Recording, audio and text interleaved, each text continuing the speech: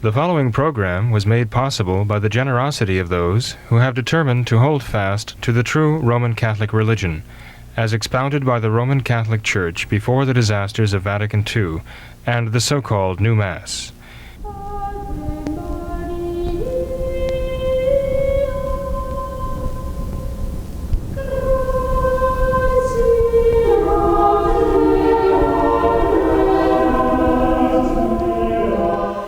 Hello and welcome to What Catholics Believe. I'm your host, Thomas Nagley, and with me tonight is Father William Jenkins from the Society of St. Pius V and pastor of Immaculate Conception Church in Norwood, Ohio. Hello, Father. Good evening, Tom. Father, I thought we could start tonight with a question concerning wills, and specifically we had a viewer interested in the question of what should a traditional Catholic consider when they're preparing their will? Well, they have to consider, the people they want to provide for, obviously, right? And they should provide not only for the material needs of others, but also they should think about those who have a claim to their support, right? So there are those who we really are bound, morally bound in justice to provide for. And so we should think about that, and we should obviously think about what assets we have to will them. Okay? We should think about their souls more than even necessarily providing for their material wants as well. Which means that in a will, generally someone should consider supporting the spiritual work of the church too. Missionary effort of the church, and so it's a matter of being mindful of one's obligations. As we go through life, we accumulate things, and they have more or less value. In terms of the material value of things, we should therefore think about it in terms of our moral responsibility before God. So it might actually be a good idea for someone, a Catholic, a traditional Catholic, making a will who might have questions about his or her moral obligation to provide for children and brothers and sisters, or even, spouse, obviously. I'll start there, and even parents, If one person has a question about that, they might want to talk to their parish priest and ask him about the morality of making provisions for those who depend upon them. I think a lot of this has to do with common sense. But one would want to think long and hard about this. An alternative would be naming an executor of the will. Giving the executive power to someone you trust in order to disperse the assets to those in need, right? So someone might actually name an executor who they trust and then give them a set of directions as to how they want everything applied. Another aspect of the whole thing has to do with sacramentals. The Catholics who are making the will don't always think about this, but often they have blessed objects, even rosaries and statues and so on. And they want to make sure that they simply are not thrown in the dumpster, like some Novus Ordo church back in the 1970s or 80s that just took the sacramentals and threw them out in the dumpsters, smashed them to bits, A traditional Catholic would have to be more thoughtful than that.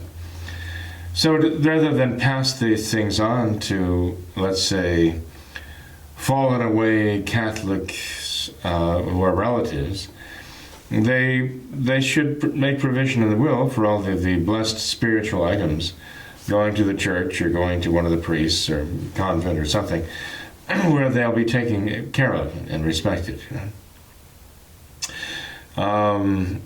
Obviously, there should be a certain amount of provision made, I think, for having masses offered for their own soul.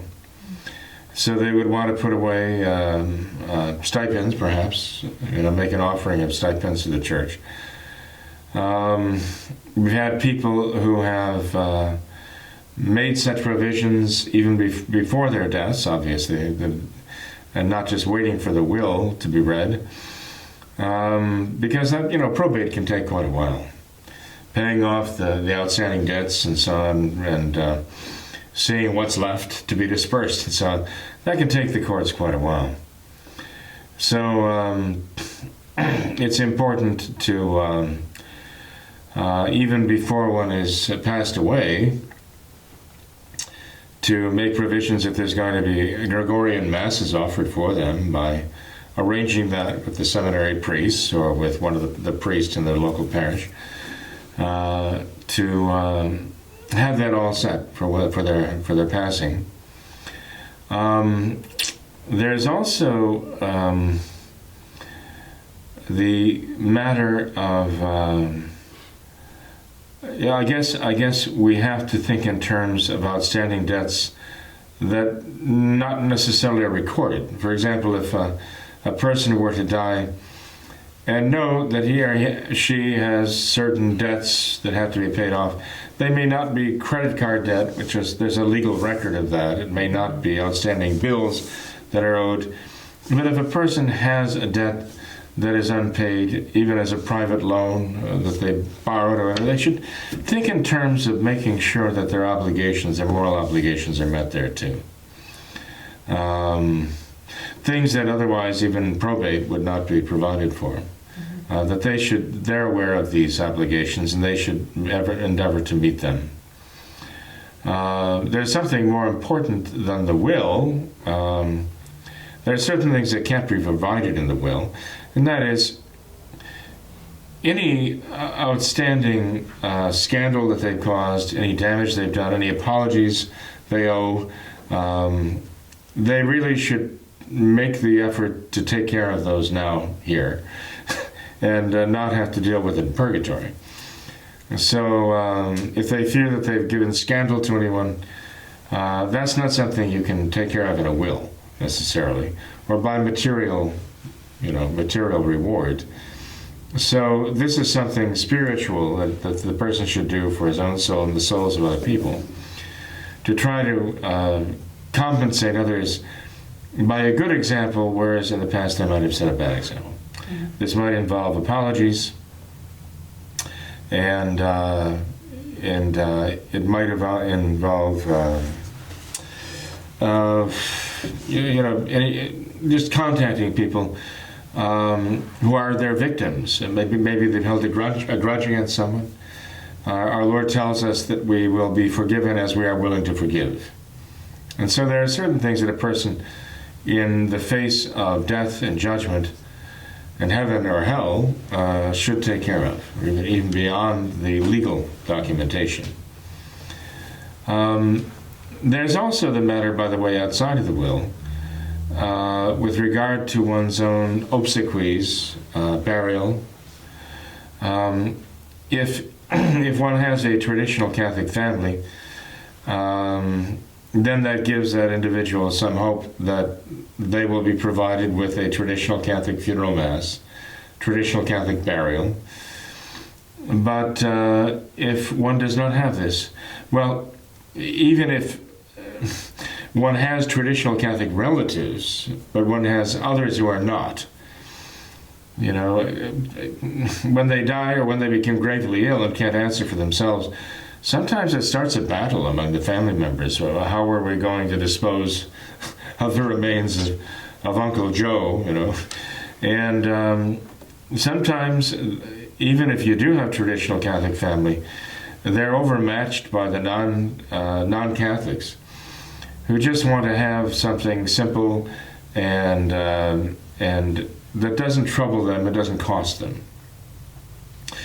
So those who have any reason to doubt that their relatives will stand up and assure them, guarantee them of a traditional Catholic funeral burial, of a traditional Catholic funeral mass, they should actually go to a funeral home and make prior arrangements and have it all mapped out with a funeral home as to exactly what they want, such that if they were to be taken to the hospital,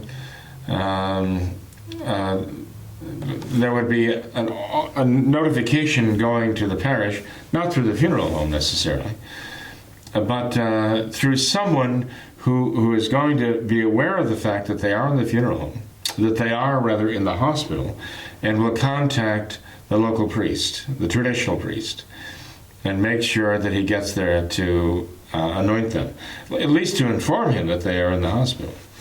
It might be that someone would have no family member he could count on doing that.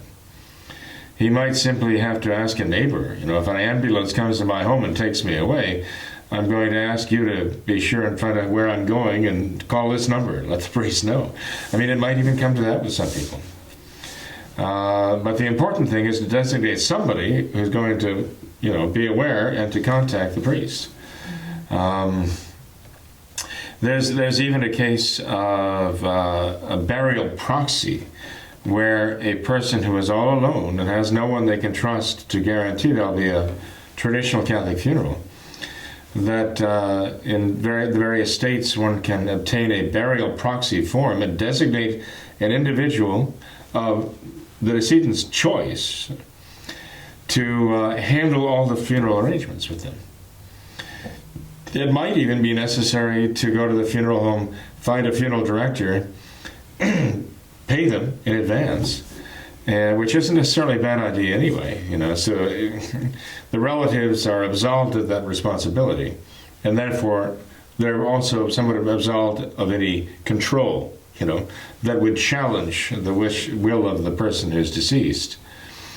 And one could hypothetically even name the funeral director as the burial proxy to make the decision.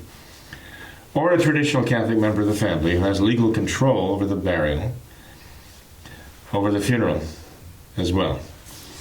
So there are various ways that a traditional Catholic can safeguard not only the distribution of the goods of the earth that he's acquired over the years, to make sure they get to those who really deserve them, need them, and for whom he's morally responsible to provide.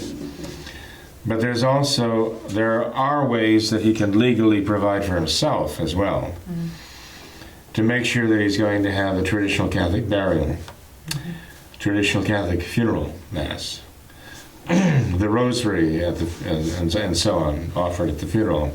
All of those things can be prearranged, and they should be. I think it's a good point to mention that about providing for yourself as far as having masses said for yourself after your death or whatnot. But I remember there's a particularly striking verse in that Imitation of Christ when he says, essentially, to take care of your life now. Don't expect anyone to pray for you after you die, because you'll very quickly be forgotten by your friends and your family. So don't be counting on that. Don't be depending on that. But I thought that was... Well, it is so true. It's hard for us to grasp this. But how many of us are even aware of the names of our great-great-grandparents? The names in the history of where they... anything that they've done. How many even know where they're buried, our great-great-grandparents, A generation from now, I will largely be forgotten. There'll be a handful of people who remain. But when the generation passes who would have personally known me, they're not going to be many people. Know that. How many of us even have holy cards dating back to the 1930s and 40s from people who passed away, and we don't know anything about them? Yeah. And were it not for that holy card as a little memorial, we would never even think or even know to pray for them. It's amazing how the so-called sands of time just cover us right over, and we move, and the next generation and the generation after that, we just moves on, right? Yep. Our memories are very short, and what we leave behind, even if we leave behind buildings and bridges named after us. I mean, how many people go across the Goethals Bridge And even, no, who is this? What does this even mean? We're Roebling. I mean, the Roebling Bridge here in Cincinnati area. I mean, how many even think about that? It's the name of a bridge. It's the name of a person? You don't know much about the person. How many would even think of praying for that person, So having skyscrapers named after you is no guarantee of anything.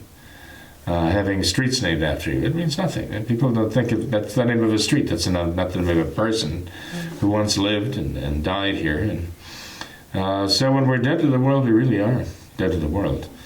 And you're right. We have to do what we can now and not wait later to do what we can as the years wear on. We have to do the good we can right now, and then not expect others to do it for us by praying for us necessarily. We hope they will, but we can't just simply put the burden on them, because they'll have enough burdens without that. Father, a related question to this topic of wills, and that is, how do you feel about this DNR, this do not resuscitate label, where if something happens to someone, they'll have this do not resuscitate label applied to them, and where they'll just leave them and just let them die? How do you feel about that? Well, it can be murder. It can be. It's not necessarily murder. But it can well be murder, and I'm sure there are cases where there is actual institutionalized murder going on right now. In nursing homes, in hospitals, and so on. There's an incentive, actually, to commit murder, although they will not acknowledge that it would be. They've come up with a concept of brain death, and that is kind of flexible insofar as it allows one legally to keep one alive on the ventilator, and keep the heart going, so that one can actually open up a person's body and remove their living organs for transplant. Now that we have the technology to do all of these things, the incentive is there. Not only because we can use a person's fresh organs to help another person, but there's a lot of money involved in this. I mean, there's a big business here. And so those incentives can be very venal, The fact is, you cannot kill one person to save another. It's still murder. And there was a big scandal that went on up in Cleveland maybe 10 years ago, maybe 15 years ago now, as to whether those whose bodies were being mined for organs were actually medically dead. Of course, being medically dead, well, it's a human definition, and who knows if that really is death. We define death as the separation of the soul from the body. And we know that the soul takes a certain amount of time, depending on the condition of the body, to fully depart from the body, which even allows us to anoint people who are, let's say, clinically dead, according to brainwave function and so on, because we know that the soul and the body have not entirely parted from each other. Theologians discuss whether it's 2 hours or 4 hours or 6 hours, again, depending on the condition of the body. But the principle is there, and the Church has, in fact, endorsed that principle, that the body does not give up the soul immediately. But, nonetheless, when we talk about clinical death, we have to be careful about who's making that definition and who decides the parameters, who decides when somebody is clinically dead, whether the soul is still there. I mean, if the body is still on the ventilator and is breathing, even with help, the heart is still beating, you have a person who's not dead. The soul is still there. And you simply, one other aspect of this whole thing is they're doing exactly that. They're going in for the organs while this is going on. The body is still breathing, albeit with the help of a machine, right?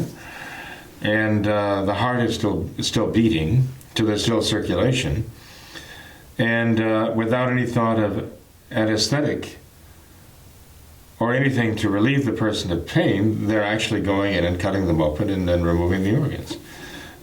Certainly a scene right out of some, grade B horror movie.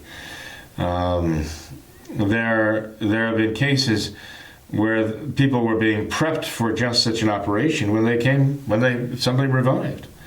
What a horrible idea that is. So, as I say, it can be extremely evil to use the technology we have, even if we convince ourselves there's a good purpose to save someone else's life. It still comes down to murdering another person. However, okay, we have to realize that it's necessary to... there's a big difference between prolonging someone's death and prolonging someone's life. Okay? To terminate a person's life, an innocent life, is murder. If one takes direct action to terminate the life of one person who's innocent, and is not subject, for example, to the sentence of condemnation because of some crime that he's committed, that is murder. And it is a grave, grave crime against God and man. But it can happen that because, again, of the technology that we have now, we can actually just be prolonging someone's death when the body actually is trying to die, as it were. When God is calling that person for judgment, and the body is clearly shutting down. Is it medical treatment to give someone nutrition and hydration, to give them food and water? No, it's not medical treatment per se. It's a matter of just giving them the necessities of life. And if they can take nutrition and hydration and benefit from it, in itself, if that preserves life, that cannot be denied without grave sin. You can starve someone to death or dehydrate someone to death, as they did with Terry Schiavo. I mean, that's just a clear case of murder. They executed her. They directly caused her death by withholding the things she needed to live. I mean, what's the difference between that and shoving a pillow over her face and suffocating her to death, So, that's why, when certain so-called traditional priests of the Thuc line are saying that it was perfectly justified for them to do that to Terry Schiavo, it's absolutely horrific. It's horrible to hear them say that. But then if they can justify the Thuc line, I guess they can find ways to justify just about almost anything. So they terminated her life. She was very much alive, and they just put her to death before the world. But take, for example, the case of someone whose body is trying to shut down, trying to die, trying to give up the soul, and where you can continue pumping nutrition into them, but the body cannot process it. And you can continue pumping, as it were, hydration into them, liquids into them, but again, their bodies cannot process that anymore. And they're just bloating, and they're you're not promoting life. You're in a sense prolonging their deaths by doing that. And there's sometimes a fine line, but sometimes a very definite line between the two that is rather obvious. So one has to be careful not to abuse our modern technology to murder somebody for the sake of some temporal gain, like money, selling organs, and not for the sake even of saving somebody else's life. Because you can't murder one to save another. But we also have to be wary of using technology to inflict greater pain and suffering and hardship on someone who really needs to die, in the sense that their body is in a sense dying naturally. And there's no benefit whatsoever from treatments that we can give them. They may be painful, they may be expensive, they may, as I say, simply prolong their deaths. In which case, there is no benefit to them. It actually puts them at risk. And you know, Tom, by putting someone in that position, you might even be setting them up for despair. If they're putting them through grave hardship, when they're ready to go, physically and spiritually, and one is constantly trying to, try anything in the world they can think of to gain another minute of life, or 5 minutes or 10 minutes of life, but at great hardship and great, shall I say, pain and suffering to them. There comes a time when that would be a cruel thing to do. Now, since you mentioned the DNR, I mean, you were talking about an actual form that is filled out here with check boxes and all the rest. One has to look at those very carefully because you have to remember, we always have to remember that doctors and nurses are going to read those and go according to them, we think, and how they interpret them.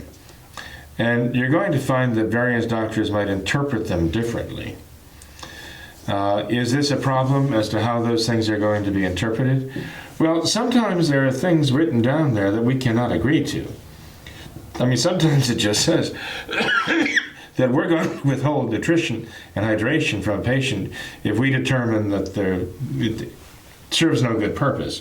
Well, what that means is, if we determine their quality of life is not what we think they would want, or what we would want, then we're going to stop giving them nutrition, hydration, and cause their deaths. Well, we can't sign that. What was being said about Terry Schiavo was, well, would you want to live that way? Well, I wouldn't want to live that way. Well, of course I wouldn't want to live that way, and you wouldn't want to live that way. I mean, they said that she was in a permanent vegetative state, or a persistent vegetative, but there was really a question about that, because she was responding, clearly. She was responding to various loved ones and so on. So that PFS, or whatever they were calling it, that PVS, that was very much contrived, evidently, okay? And they've even had people come out of states like that, when they were clinically diagnosed as being in that state, they've come out of it. They've come back to consciousness. Well, evidently she was conscious. There's plenty of reason to believe that Terry Schreiber was conscious. But even those who show no signs of responsiveness have revived. Thus kind of giving the lie that there's no hope for these people, and no matter what we do, it's not going to really help them, so we might as well just cause them to die by starving them to death or dehydrating to death. One cannot agree to anything like that in a form. So if it says outright, right, essentially, if they reach a state that, we think that they would not want to live, or somebody's going to interpret for them whether they want to live or not in that state, so we're just going to starve them to death or dehydrate them to death, we cannot agree to that. That's why I recommend to people that they do not sign a living will, but they provide for a power of attorney, a medical power of attorney, a healthcare power of attorney. They're referred to by different names in different states, but that is an actual person who can speak for them when they can't speak for themselves. A person who can authorize certain treatments, refuse certain treatment, depending upon the morality of the church, of their faith, and what that person would want done. There are certain things that we have no power to refuse, and that is if there's an ordinary medical treatment that can truly preserve life and get one through, let's say, a crisis situation, so there's actually some benefit to that treatment. We have no right to refuse that. And no one has any right to refuse giving it to us. On the other hand, there are certain procedures and treatments that are extraordinary. And they can be extraordinary because of the costs, the great hardship, because of the pain and suffering they would inflict, because they're experimental and they're unproven. And there's really no no certainty or, even reasonable expectation that they will benefit us. So, we don't have an obligation to take those. But we could have an obligation, we could have a right to demand them. And if we want them, then others would have an obligation to give them, to provide them for us, insofar as it is reasonably possible. But they shouldn't be forcing on us treatments that are extraordinary that we wouldn't want, any more than they can be denying things that are ordinary treatments that we should have, right? If you have a healthcare power of attorney, a person you trust, to know the moral law of the church, and to stand up for you and answer for you when the time comes and sign off on treatments for you, that's a very valuable thing to have. Mm-hmm. For some reason, though, the medical community these days likes a living will and a medical power of attorney. And I'm not sure how they reconcile the two of them. I'm sure they do somehow. But we have the sheet having been checked out as to what you want. Then we have this living person here who can speak for you. What happens if there's a contradiction? Who prevails?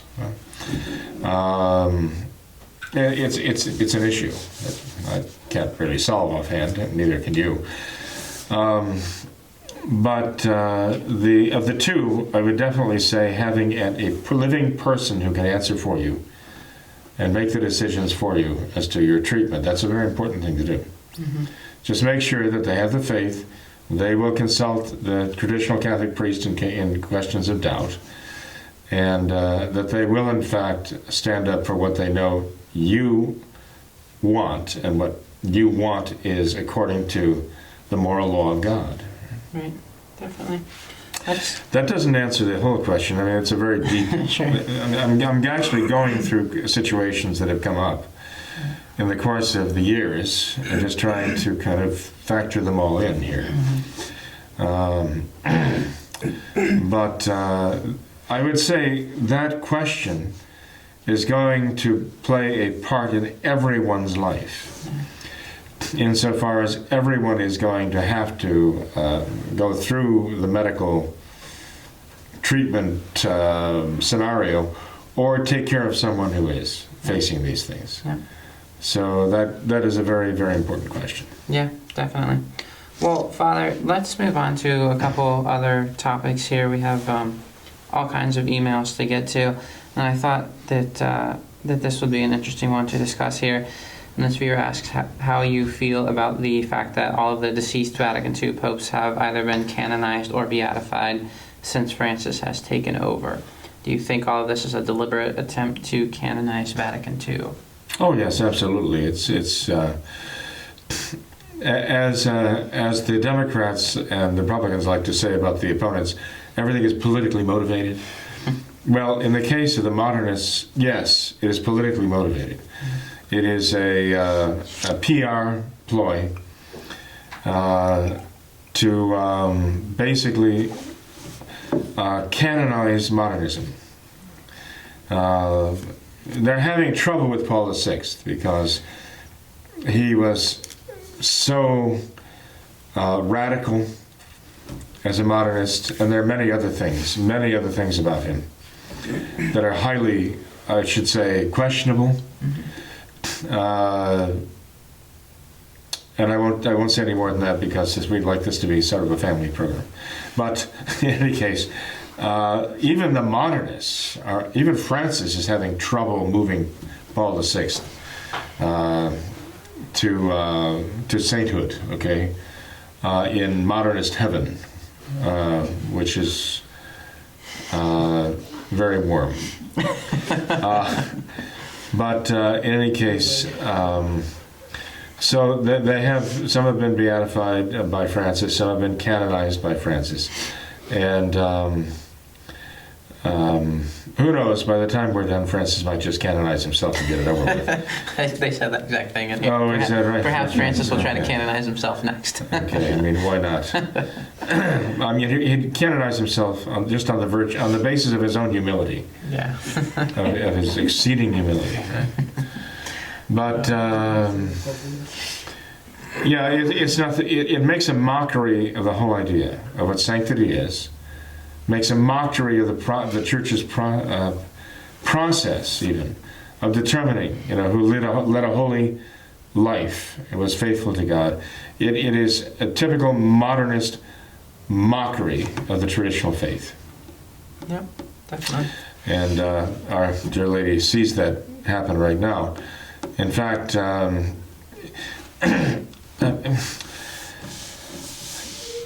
this might seem like an awful thing to say, but I'm sorry, it's the truth. When you go into the grottos under the Vatican and you see, John the 23rd's tomb there, and you realize, he's encased in three concentric tubes, basically, of polymer, and filled with argon gas to try to preserve him. This is, again, a caricature of the incorruptibility of the saints. And it reminds you of Lenin's tomb. I mean, it reminds you of what the communists do, to somehow give a veneer of some supernatural preservation to their communist leaders. This is what the communists did with their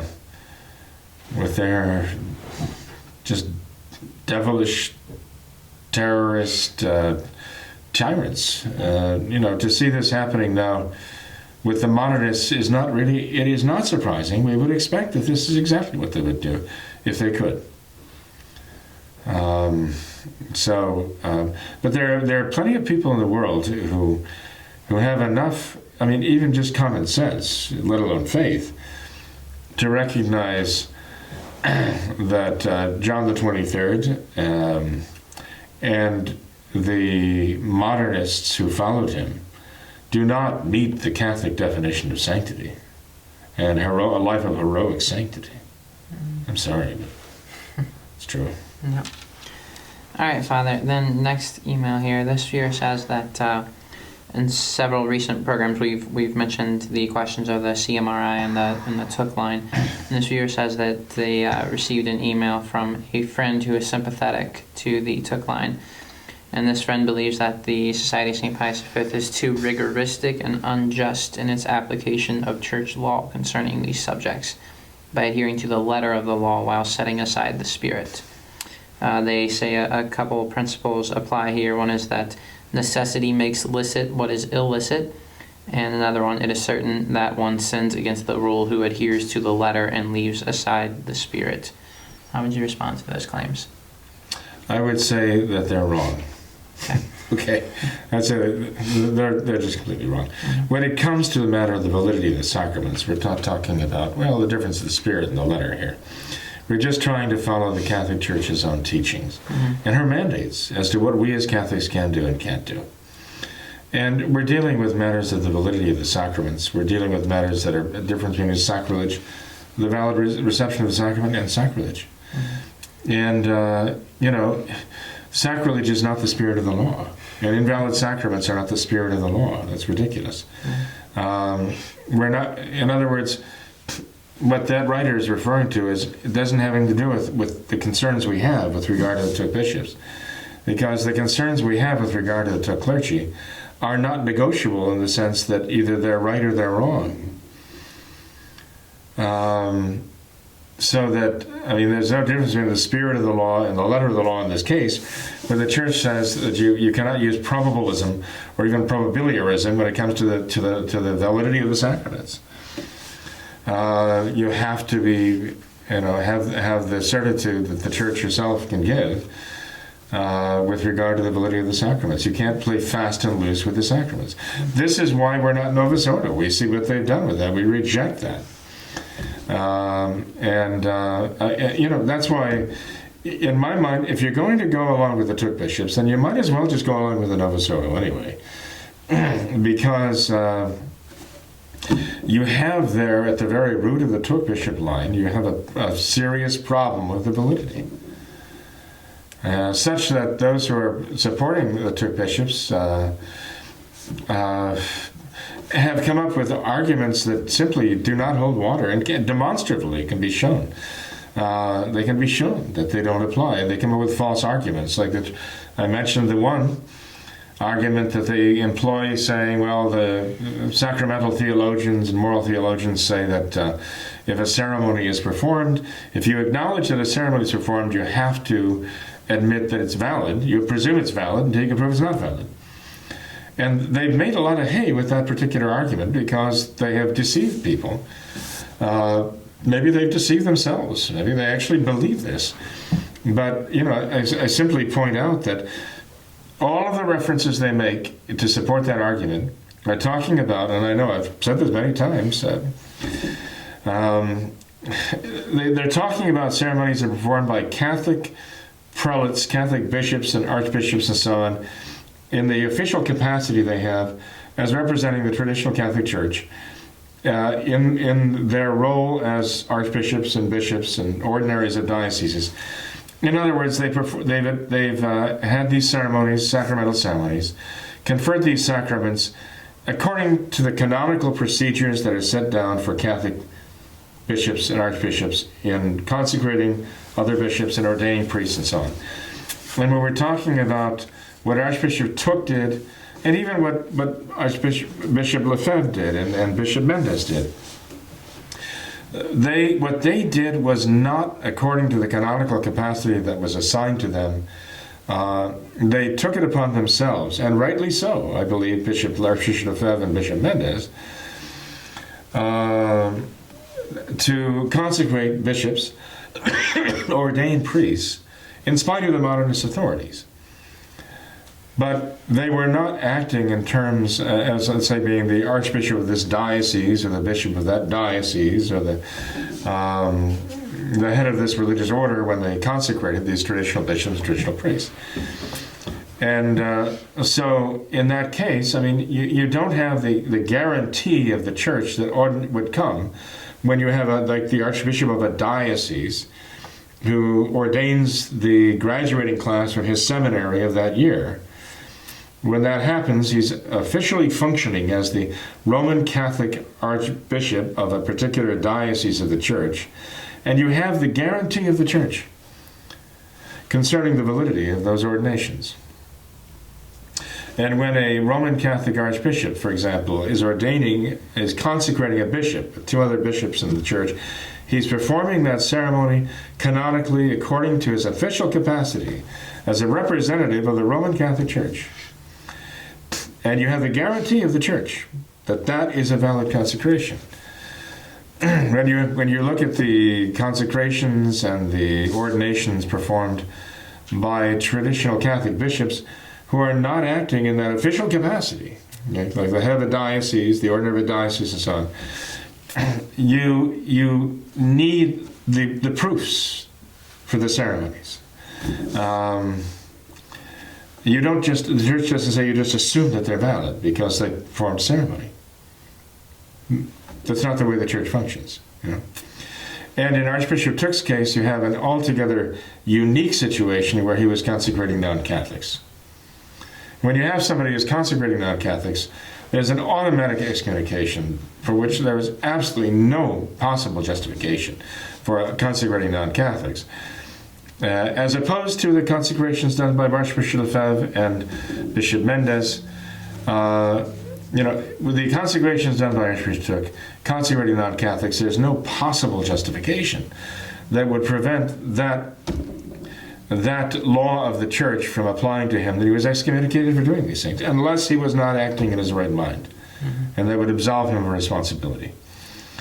So, the consecrations done by Archbishop Thuc are definitely subject to question, serious question, are definitely doubtful, at least one can say that, but are definitely not Catholic either, insofar as there is a bona fide manifest provision in the church law excommunicating someone who does something like that automatically.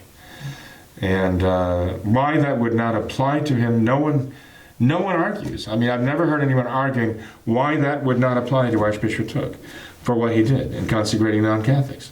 They don't even try to make an argument about it. And as far as the distinction of when a bishop is acting canonically in his official capacity as representative of the Roman Catholic Church, as opposed to one just doing what he believes is necessary to provide the sacraments for the people, the traditional sacraments, but acting on his own accord. Again, I've never heard any pro-Thuc person argue about that difference and that distinction. They just choose to ignore that because it doesn't serve their purpose. That, to me, is a very big red flag. That this is not simply a matter of the letter of the law versus the spirit of the law. That's a very big mistake to think about that. You know, people can abuse that argument, and I think that's an abuse of that argument. People abuse that argument with regard to abortion. You know, the letter of the law, yeah, I mean, you can't kill a baby, but the spirit of the law, look, you know, this baby's going to be born in poverty, maybe starve to death, have some terrible disease, die an early death, you know. So the spirit of the law is, you know, charity means we should kill the baby, right? I mean, people argue this about homosexuality. Well, yeah, it's not quite right.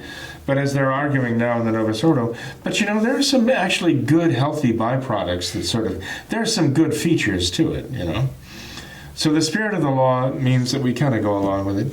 You can abuse that argument, and I think that is an abuse of the argument. Mm-hmm. It seems quite the cop-out too, to try and apply this principle. Necessity makes licit what is illicit. That seems like you could apply that to just about anything. Well, there are not the necessary limitations to that. Yeah. Necessity does not make everything licit. Yeah. I mean, this is what Francis is saying in Amoris Laetitia. There's nothing intrinsically evil. Yeah. So to have a traditional Catholic making an argument like that is actually kind of scary. You know, they're thinking like Francis in this regard. There's nothing that is intrinsically evil, and there's nothing that can't somehow be justified. Yeah.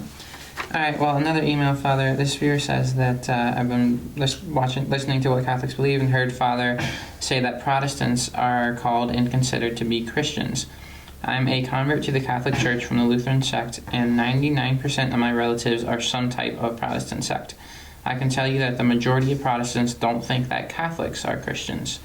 I do agree with Father that there are some Protestants that act more as Catholics should act. But also, even those who do lead a good life, they are still heretics and reject the church founded by Jesus Christ. Can Father please give me some quotes where the church says that Protestant heretics are Christians? The church in the past has referred to those who are validly baptized as Christiani, okay? Even in her law, she makes provisions for this, okay?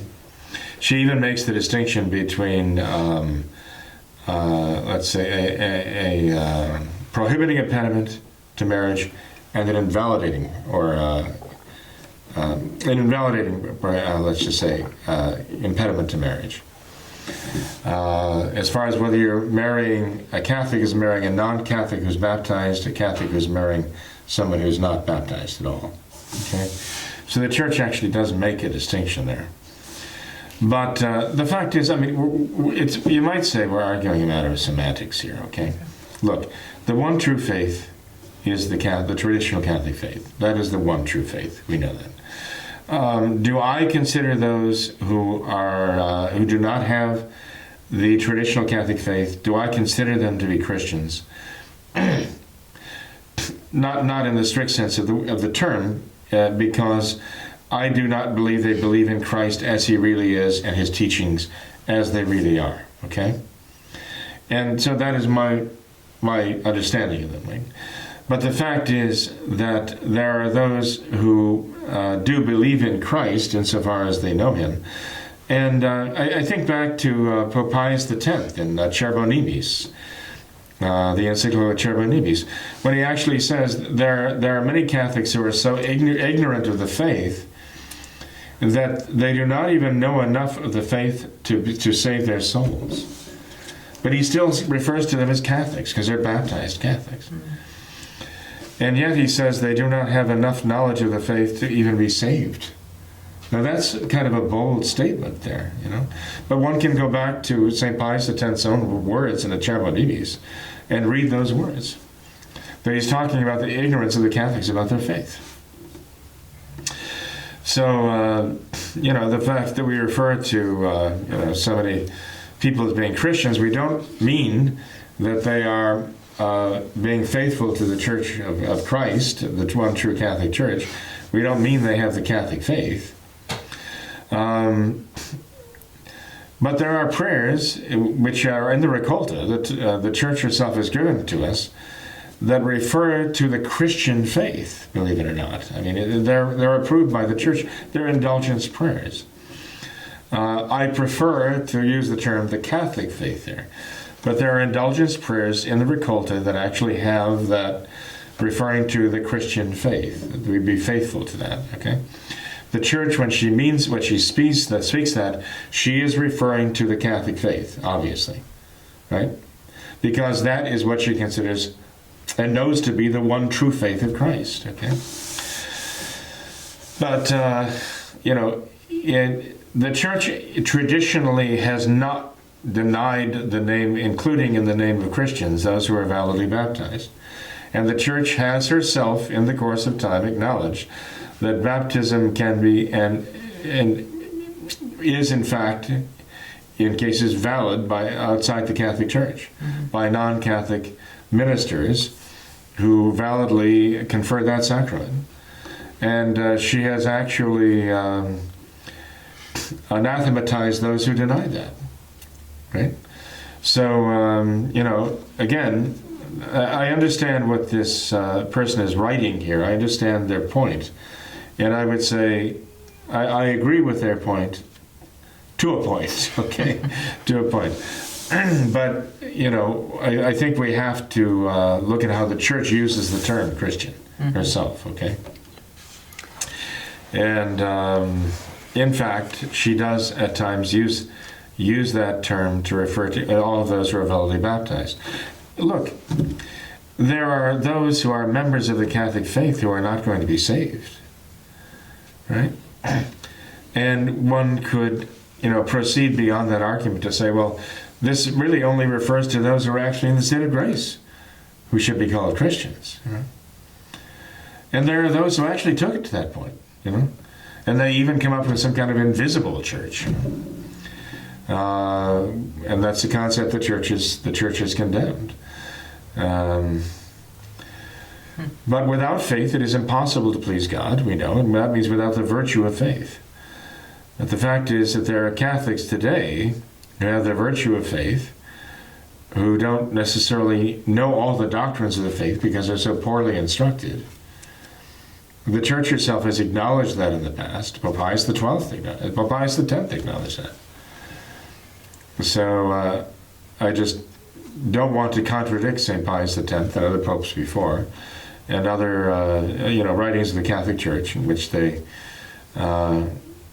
refer to Christians as being those who are baptized, even if they are not actually members of the Church, because they have placed themselves outside the Church. Okay.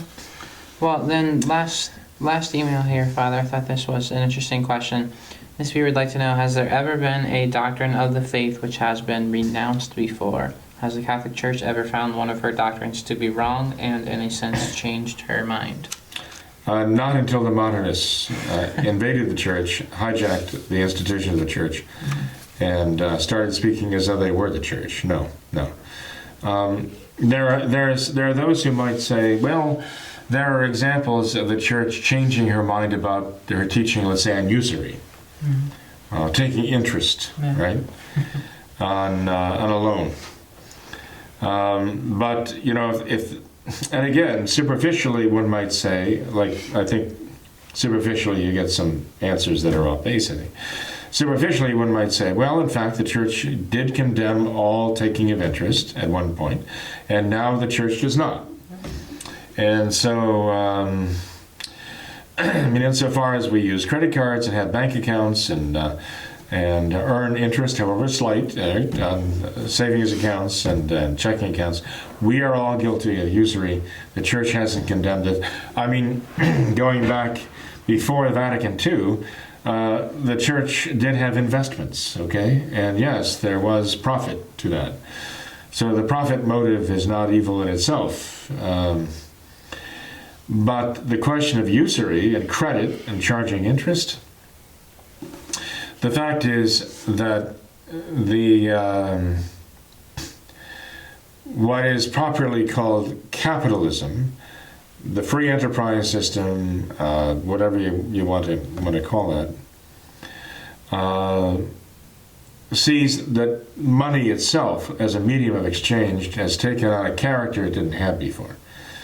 And the church always condemned usury, as for example, when it was a matter of the taking advantage of those who were in necessity and didn't have the means even to survive and needed to borrow money for food, clothing, and shelter, and taking advantage of people like that, yeah, that is condemnable. And but the fact is that when you see money itself as a commodity and a means to produce something that wasn't there before, for example, some of an invention who wants to take it to market, and someone who has the money on hand it could use it for another purpose, but actually allows another person to use it for his purpose, and there's a certain risk he's taking for it. The church never said it was immoral to compensate somebody for a certain risk he was taking, or taking the value of something that he could have used for one purpose and turn it to another, to produce something of value that wasn't there before. The church does not condemn that in principle, and does acknowledge that, yeah, there can be some compensation for that, call it interest if you will. But it's merely a compensation for a risk that another person takes with what he has, investing it in producing something good.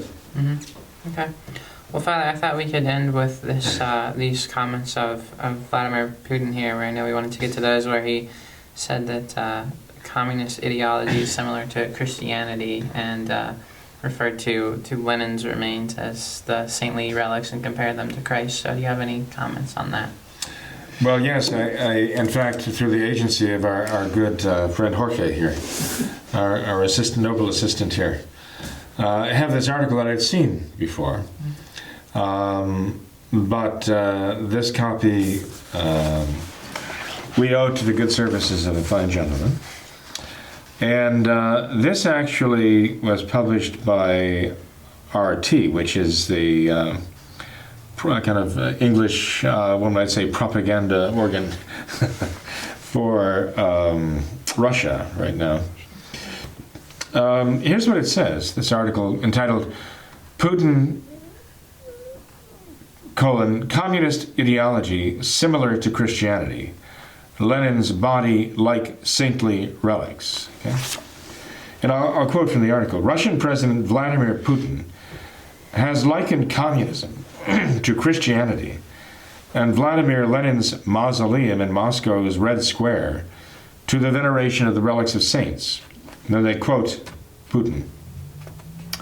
Maybe I'll say something that someone might dislike, but that's the way I see it. This was in an interview given to Valam for a documentary. And the excerpt was broadcast on Russia 1. Quote, first of all, faith has always accompanied us, becoming stronger every time our country, our people, have been led through hard times. There were those years of militant atheism when priests were eradicated, churches destroyed, but at the same time a new religion was being created. Communist ideology is very similar to Christianity. In fact, freedom, equality, brotherhood, justice, everything is laid out in the Holy Scripture. It's all there. And the code of the builder of communism, this is sublimation. It's just such a primitive excerpt from the Bible. Nothing new was invented. Now, there are those today who want to tell us that Putin is kind of emblematic of the conversion of Russia. that Putin, in a sense, is leading the way, that he's actually a very devout Christian, okay? And that he's not really at heart a communist at all, okay? Now, I've always been at least skeptical about that, because he was the leader of the East German Stasi, okay, the secret police, and which is an extremely brutal organization in cruelly repressing any opposition to communism. So to think that this man has somehow undergone a kind of metanoia now that he's just sort of grown out of communism into Christianity, quote unquote, no, I don't see it that way. He's a brutal repressor of those who stand in his way. There are a lot of questions about assassinations that have gone on around the world for those who have opposed him, right? Lots of very serious questions about it. Now, ironically, Vladimir Putin met Francis and pronounced to the world that he is not a man of God, at least not the God of the Christians. That's what Putin says about him. But Francis has said that communists are actually Catholics. Communists are actually Catholics because they understand the central meaning of the gospel, and that is the poor. Compassion for the poor, upholding the poor, protecting the poor, and the rights of the poor. That's what Christianity is all about, according to Francis. So to hear Francis say that communists are actually secret Christians, because, I mean, the implication is because communism is actually secret Christianity. The principles are the same. And then to hear Putin, who says that Francis is not really a man of God, saying essentially the same thing, that communism is a form of primitive biblical Christianity. That's very revealing. There are those who actually would try to liken the vow of poverty taken by Catholic religious to Marxism and communism and the withering away of the state, the denial of private property. You know, that there is even a right to private property. And I've even heard traditional Catholics try to make that argument.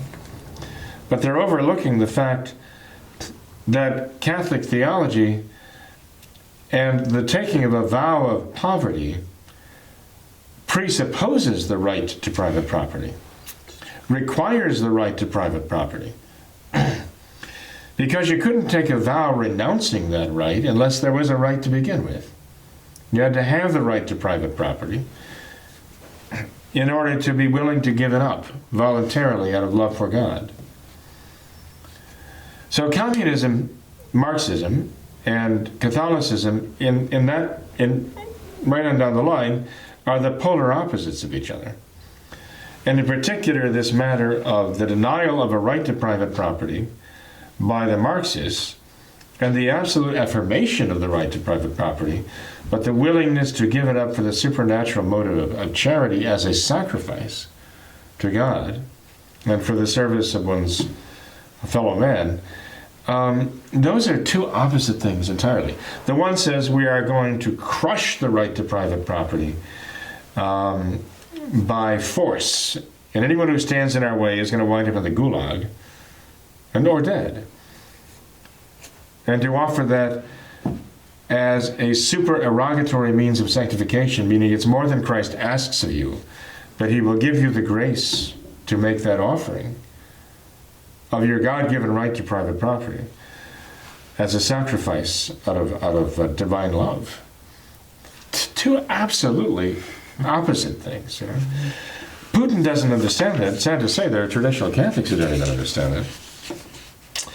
But for him to say that communist ideology is similar to Christianity, actually has its roots in biblical Christian, the Bible and so on, is an outrage. It shows that either this man is grossly dishonest or he hasn't the slightest concept of what Christianity really is. But when I say Christianity, I mean the real teaching of Christ. That's what I really mean. Okay, and then for him to liken this, it's funny, we were talking about John the 23rd's body encased in this argon atmosphere to try to keep him looking like he's not decaying, right? To give some mystique around him and around the modernism that he professed, that he served. It says here, after Lenin died in 1924, his body was embalmed and put on display in a mausoleum in Red Square, Moscow. The cult of Lenin was part of Soviet ideology. The public debate about the possibility of giving Lenin's remains a proper burial began during the early days of perestroika in the 1980s. But this is what Putin said. Look, Lenin was put in a mausoleum. How is this different from the relics of saints for Orthodox, with a capital O, right? Because he stands for Russian Orthodoxy. Orthodox Christians, and just for Christians. I guess he's talking about generic Christianity there. When they say that there's no such tradition in Christianity, well, how come? Go to Athos and take a look. There are the relics of saints there. And we have holy relics here. So, in other words, for him to compare the relics of saints to Lenin lying in his mausoleum, it's outrageous, right? And to say that this man is leading some kind of resurgence of a conversion of Russia to Christianity is absurd. He's not, okay? And it's dangerous to think he is. There are those who would like to say that Russia is converted or is being converted, and this has to do with the question of Russia, whether Russia has been consecrated as Our Lady demanded at Fatima. It has not, okay? Not as Our Lady demanded.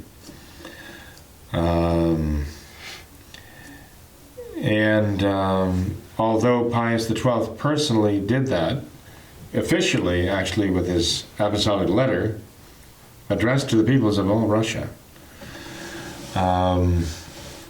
nonetheless, when Our Lady asked in 1929 that the Holy Father, in union with all the bishops of the world, would consecrate Russia, that has not been done. And as we know, after 1942,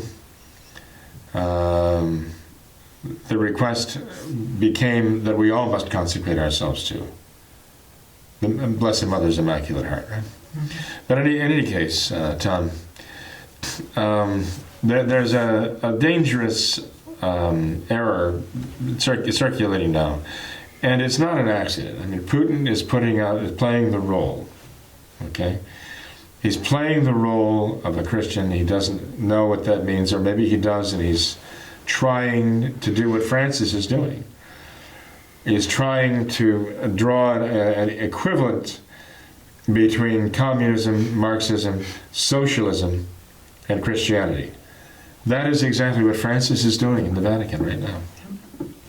Father, once upon a time, I in the discount bookstore, I saw a copy of the Communist Manifesto, and in the introduction to that, the person that wrote the introduction, they say something along the lines of, like all sacred texts, just as the Bible or anything else, this Communist Manifesto, it has its own passages that are hard to describe, hard to distinguish and expound upon.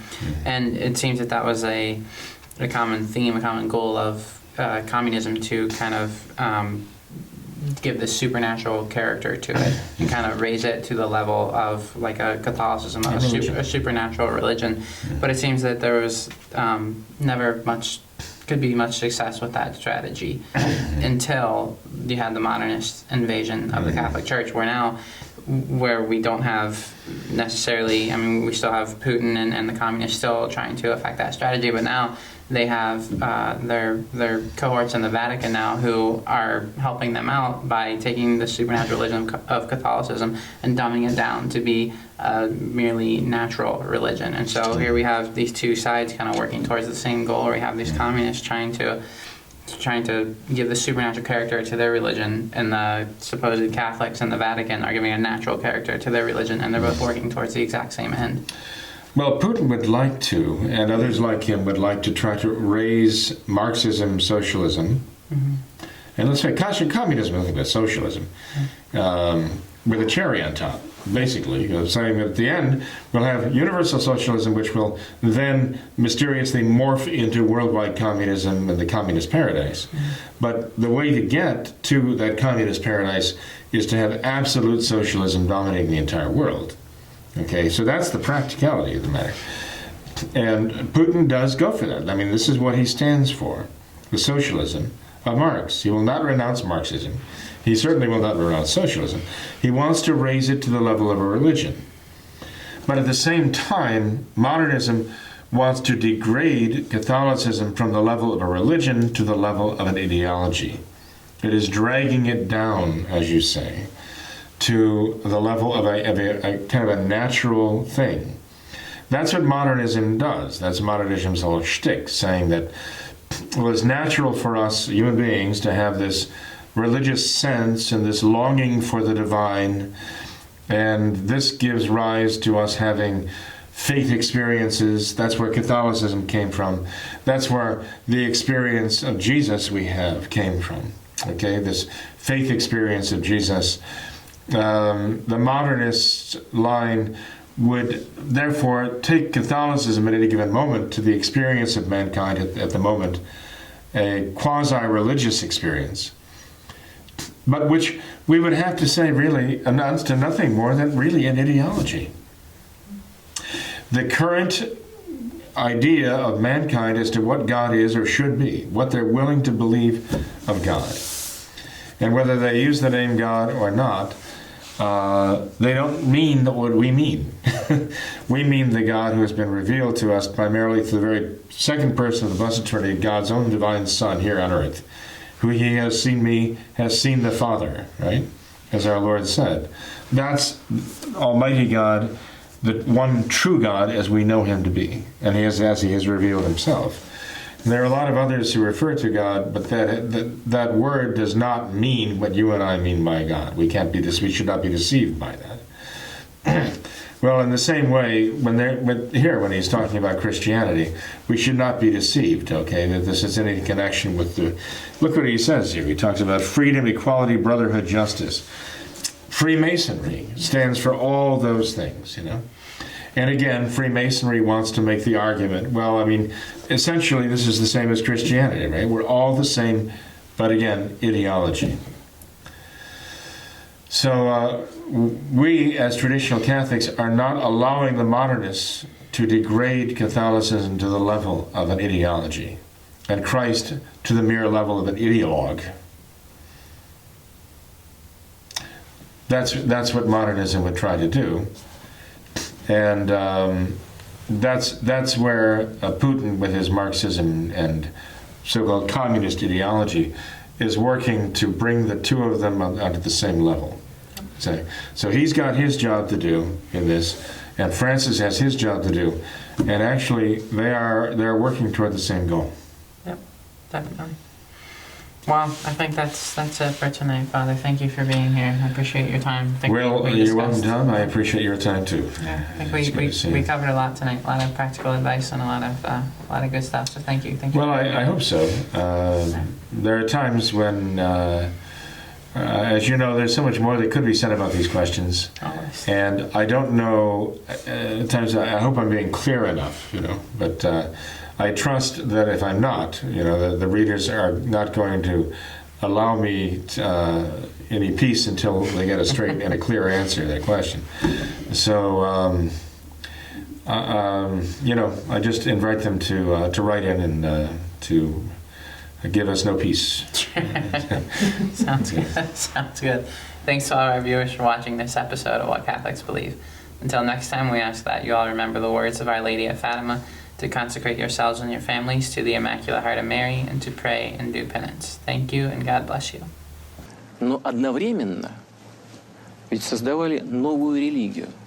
Вот коммунистическая идеология, она очень сродни христианству на самом деле. Свобода, братство, равенство, Справедливость. Это же все заложено в Священном Писании. Это все там есть. А кодекс строителя коммунизма? Это сублимация, это просто такая примитивная выдержка из Библии. Ничего там нового не придумали.